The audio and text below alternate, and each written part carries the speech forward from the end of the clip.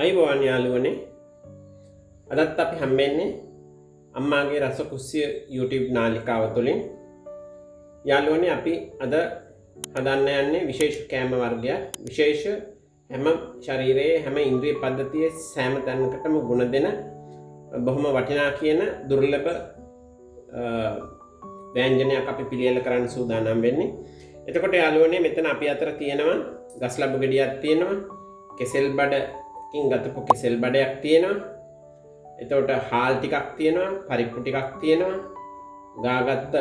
ගාපු හීන් වෙන්න ගාපු පොල් ටිකක් තියෙනවා, රම්ප, කරපිංච, අමුයිඟුරු, සියඹලා, රතු මිරිස් කරල් කීපයක් තියෙනවා කඩලා අපි අරගෙන, බිල්ලෝණු ගෙඩි එකමාරක් තියෙනවා අපි හීන් වෙන්න කපලා ගනිපු, සුදු ලෝණ තියෙනවා, අවු මිරිස් තියෙනවා.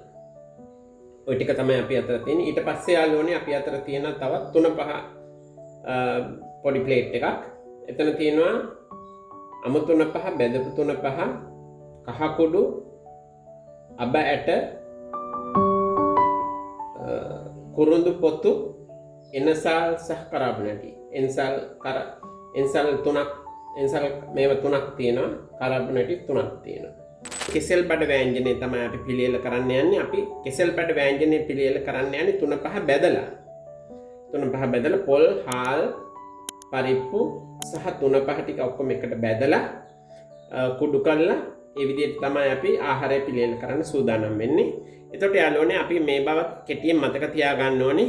කෙසෙල් බඩ කියලා කියන්නේ සෑම පැත්තෙම අපේ ඉන්ද්‍රිය පද්ධතියට පුරාණ අවධියේ සිට ඉන්ද්‍රිය පද්ධතියේ ආහාර ජීර්ණය ඇතුළු සියලු කටයුතු වෙනුවෙන් බොහොම මහෝපකාරී වන ව්‍යංජනයක් තමයි කෙසෙල් බඩ මාළුව කියන්නේ. ඉතින් අපි මෙතෙන්දී යාළුවනේ විශේෂයෙන්ම දැනගන්න ඕන කෙසෙල් බඩ කියන්නේ ෆයිබර් අඩංගු කෙඳි සහිත ආහාරයක්. ජීර්ණය වැඩි කරනවා, ආහාර ජීර්ණය ඉතාමත් පහසු කරනවා, ජීර්ණය වැඩි කරනවා.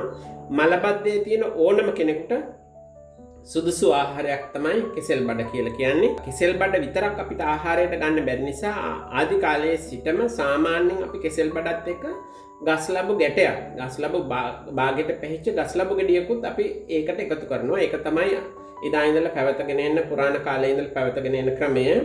ඉතින් මේ දෙකම එකට එකතු වුණයි කියලා කියන්නේ බොහොම රස දෙනවා. ඒ වගේම විටමින් වර්ග බොහොමයක් අන්තර්ගතයි. අපි කෙසෙල් බඩවල විශේෂයෙන්ම ෆයිබර් අඩංගුයි. විටමින් B6 කියන විටමින් B වර්ගය, විටමින් B කාණ්ඩය අඩංගුයි, විටමින් B6 කියන කාණ්ඩය. එතකොට යාළුවනේ විටමින් B6 කියලා කියන්නේ ස්නායු පද්ධතියට සෞඛ්‍යයට බොහොම වටිනා කියන පෝෂක පදාර්ථ ගොඩක් අඩංගු වෙන විටමින් B6 කියන සංඝටකය ස්නායු පද්ධතියට සහ හදවත් සෞඛ්‍යයට වටිනා මහා උපකාරී වන දෙයක් විටමින් B6 කියන්නේ. ඒ වගේම පොටෑසියම් අඩංගුයි මෙහි. පොටෑසියම් අඩංගු නිසා රුධිර පීඩනය පාලනය කරන දෙයක් තමයි පොටෑසියම් කියන්නේ. රුධිර පීඩනයට මහෝපකාරී වෙන, රුධිර පීඩනය පාලනය කරන දෙයක් තමයි පොටෑසියම් කියන්නේ. කෙසෙල් බඩවල අන්නේ සංඝටක ගොඩාක් අඩංගුයි. මේ විදිහට යාළුවනේ කැමැති හැඩයකට අපිට කෙසෙල් බඩ ලියා ගන්න පුළුවන්. අපි මෙතෙන්දී සාමාන්‍ය ප්‍රමාණය කොටු තමයි කපන්නේ. යාළුවනේ අපි ගස්ලබු ගෙඩියත් ඒ විදිහට කපාගෙන ඉඳිමු. මේ විදිහට සුද්ධ කරගෙන නිරෝගී සම්පන්න ජීවිතයක් ගත කරන්න අවශ්‍ය නම් අපේ YouTube නාලිකාවෙන් බලලා ඉගෙන ගන්න දේවල් වලින් තමයි ආහාර පිළියෙල කරගන්න ඕනේ. හැම කෙනෙක්ම කිසිම වසවිසක් නැති මොනවත් මේ රසකාරක අඩංගු නොවන, තෙල් අඩංගු නොවන, එක්ස්ට්‍රා අඩංගු නොවන, තෙල් දාන්න නැතිව ආහාර පිළියෙල කරන ක්‍රමයක් තමයි අපේ YouTube නාලිකාවේ තියෙන්නේ. අම්මාගේ රස කුස්සිය YouTube නාලිකාවේ අපි කිසිම ආහාරයක් තෙල් අඩංගු ආහාර හදන්නේ නැහැ. අපි කැමට ගන්නෙත් නැහැ. අපි YouTube channel එකේ ඒක පිළියෙල කරන්නෙත් නැහැ. ওই විදිහට යාළුවනේ පොඩි සිහින් කෑලි අපි කපාගෙන තැම්බෙන ප්‍රමාණයට කපාගමු. මේ යාළුවනේ අපිට අවශ්‍ය සියලුම අමුද්‍රව්‍ය අපි කපාගෙන ඉවරයි. ගස්ලබු ටික කපාගෙන ඉවරයි. කෙසෙල් බඩ ටික කපාගෙන ඉවරයි. කැමැති හැඩයකට හීන් වෙන්න අපි ලියා ගන්න ඕනේ. එතකොට අපිට තැම්බෙන්න පහසුයි, ඉක්මනට තම්බ ගන්න පුළුවන්. ඊට පස්සේ යාළුවනේ දැන් ඊළඟ ස්ටෙප් එක තියෙන්නේ අපි මේ ටික කබලේ දාලා 3-5 ටික බැද ගන්න ඕනේ. කබල් ගාලා 3-5 ටික බැදගෙන කුඩු කර ගන්න ඕනේ. අපි දැන් ඊළඟ අදියර අපි කරගමු. මෙතන යාළුවනේ පොල් ටික අපි දාන්න ඕනේ. මූලිකම අමුද්‍රව්‍ය පොල් තමයි. සහල් ටික, පරිප්පු, මයිසූර් පරිප්පු ටික, 3-5 වර්ග ටික, ඒ ටිකත් ওই විදිහට දානවා. ඒ ටික රන්වන් පාට වෙනකම් බැදගෙන තමයි අපි කුඩු කරගෙන ඊට පස්සේ අදියර අපි බලමු යාළුවනේ. 3-5 ටික හොඳට බැදගෙන ඉඳිමු රන්වන් පාට වෙනකම්. රතු මිරිස් අපි මිශ්‍ර කරන්නේ නැහැ, බදින්න නැතුව. රතු මිරිස්සුත් බැදලා තමයි මේකට මිශ්‍ර කරන්නේ. ඒකත් මේ 3-5 බදිනවත් එක්කම එකට දාලා රතු මිරිස් ටිකක් බැද ගන්නවා. ඉතින් මේ වගේ අමුතු ටේස්ට් එකක් තියෙනවා, අමුතු ගුණයක් තියෙනවා. රසකාරක මුකුත් මෙතන අපි අතර භාවිතා වෙන්නේ නැහැ. අවමාශයෙන් ලුණු කුඩුවත් අපි අපේ අම්මාගේ රස කුස්සිය පාවිච්චි කරන්නේ නැහැ. මොකද ලුණු වතුර තමයි අපි ලුණු ඇට වලින් සාදා ගන්නා ලද ලුණු වතුර තමයි අපි පාවිච්චි කරන්නේ. පොඩ්ඩක් කුඩු කරගන්න ඕන බ්ලෙන්ඩර් එකේ. කුඩු කරගත්තාම අපිට පහසුයි. නැත්නම් හරිම ක්‍රමය තමයි මේක ඇඹරුම් ගලේ හොඳට අඹර ගන්න පුළුවන් නම් අපේ ගෘහණියට ඒක තමයි හරිම ක්‍රමය. මේ විදිහට යාළුවනේ දැන් අපි 3-5 ටික කුඩු කරගන්නයි හදන්නේ.